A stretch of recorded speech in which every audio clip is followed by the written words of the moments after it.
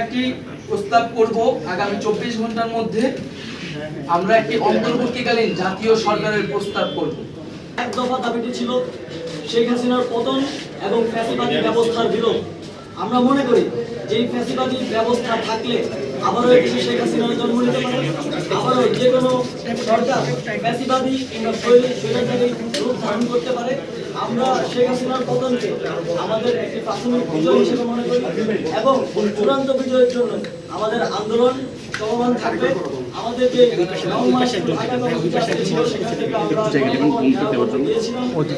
ছাত্র অবস্থান করছে তাদেরকে আমরা শান্তিপূর্ণভাবে ঢাকা অবস্থান করতে এবং যারা এখনো ষড়যন্ত্র করে যাচ্ছে ফ্যাসিবাদী ব্যবস্থাকে টিকিয়ে রাখার জন্য তাদের দিকে ক্লোজ লুক এবং নজর রাখতে আহ্বান জানাচ্ছি।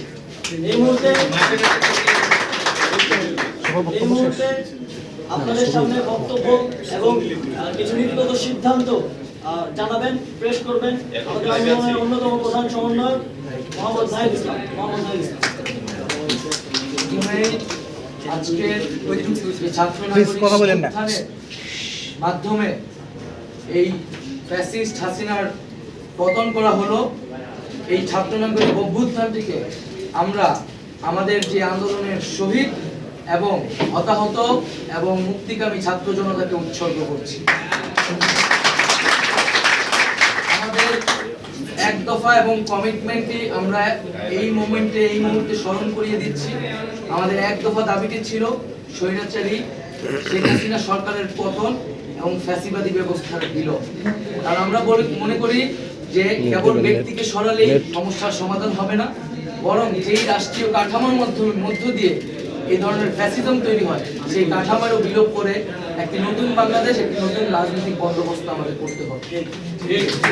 সেই জায়গা থেকে শেখ হাসিনার পতন আমাদের প্রথম ধাপ আন্দোলনের, যেটা আমরা অর্জন করেছি।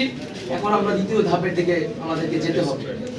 সেজন্য আমরা মনে করি এই যে অভ্যুত্থানকারী ছাত্র নাগরিক তাদের প্রস্তাবিত আমরা সেই জাতীয় সরকারে অভ্যুত্থানকারী ছাত্র নাগরিকদের অংশ থাকবে এবং সমাজের যে নাগরিক সমাজ সহ যে নানান পেশাজীবী এবং নানান ধরনের পক্ষ রয়েছে সকলের প্রতিনিধিত্ব নিশ্চিত করে তাদের সাথে আলোচনার মাধ্যমে আমরা একটা অন্তর্বর্তীকালীন জাতীয় সরকারের রূপরেখা এবং নাম সেই সরকারে কারা কারা থাকবে সেই নামগুলো ঘোষণা করব।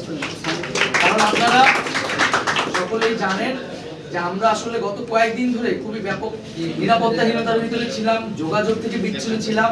আমাদেরকে প্রথমে আমাদের সমন্বয়কদের সাথে বসতে হবে, তারপরে সমাজের নানান পক্ষদের সাথে বসতে হবে, বসে আমরা একটি সমন্বিত সিদ্ধান্ত গণতান্ত্রিকভাবে জাতির সামনে উপস্থাপন করতে চাই।